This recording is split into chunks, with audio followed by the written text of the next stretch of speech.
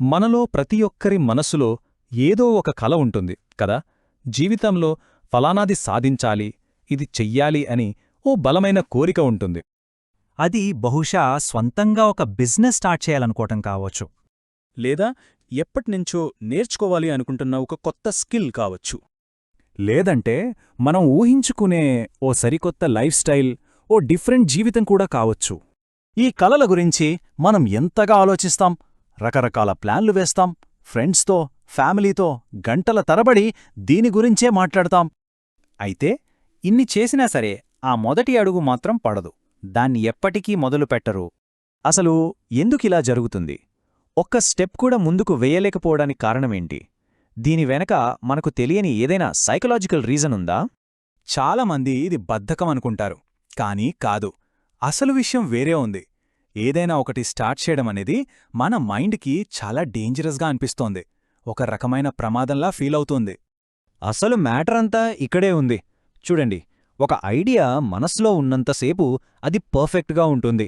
దానికి ఫెయిల్యూర్ అనే భయముండదు, ఎవరూ దాన్ని విమర్శించలేరు, జడ్జ్ చేయలేరు.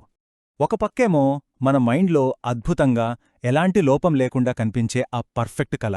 మరోపక్క రియాలిటీ అంటే తప్పులు, విమర్శలు, అంతా గందరగోళం.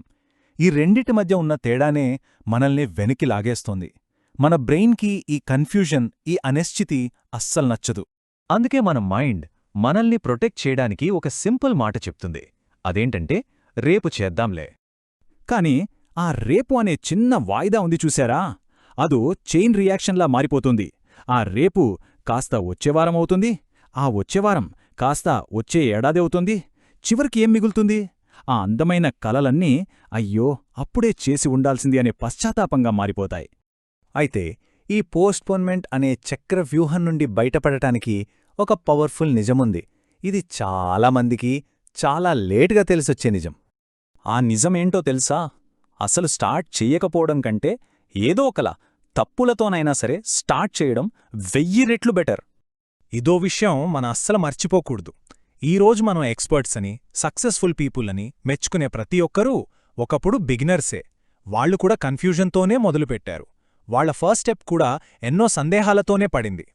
మరి కలలు కంటూ ఉండిపోయేవాళ్లకి, ఆ కలల్ని నిజం చేసుకునేవాళ్లకి మధ్య ఉన్న తేడా ఏంటి?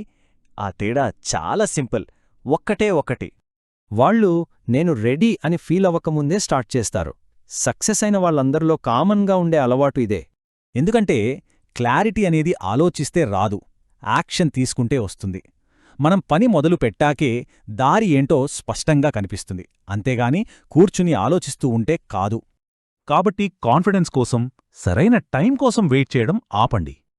జస్ట్ స్టార్ట్ చేయండి. ఈ ఒక్క విషయం గుర్తుపెట్టుకోండి చాలు. కాన్ఫిడెన్స్ అనేది యాక్షన్ తీసుకోవడానికి కారణం కాదు, అది యాక్షన్ తీసుకున్నందుకొచ్చే రిజల్ట్, ఒక బహుమతి లాంటిది. అయితే ఇప్పుడు ఆలోచించాల్సిన ప్రశ్న ఒక్కటే, మనం వెయ్యబోయే ఆ మొదటి, పర్ఫెక్ట్గా లేని, కానీ చాలా చాలా ముఖ్యమైన అడుగు ఏంటి?